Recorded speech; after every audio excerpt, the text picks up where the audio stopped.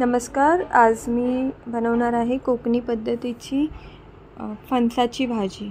त्यासाठी मी झेप्टोवरून फणस ऑर्डर केला आणि नंतर त्याला थोडंसं उकळी काढून घेतली, 15 मिनटं शिजवला आणि मग थंड केला.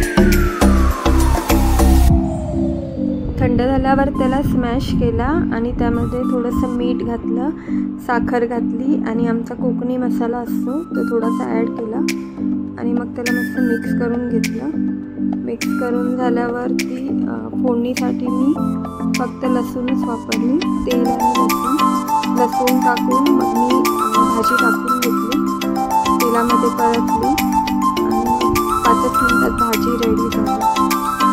अशी आहे आमची कोकणी पद्धतीची फणसाची भाजी. एकदम इझी, 10 ते 15 मिनिटं लागतात शिजायला. तुम्ही पण नक्की ट्राय करा आणि कशी वाटली मला कमेंट्समध्ये नक्की सांगा. तोपर्यंत thank you so much for watching. भेटूया पुन्हा नवीन व्लॉगमध्ये.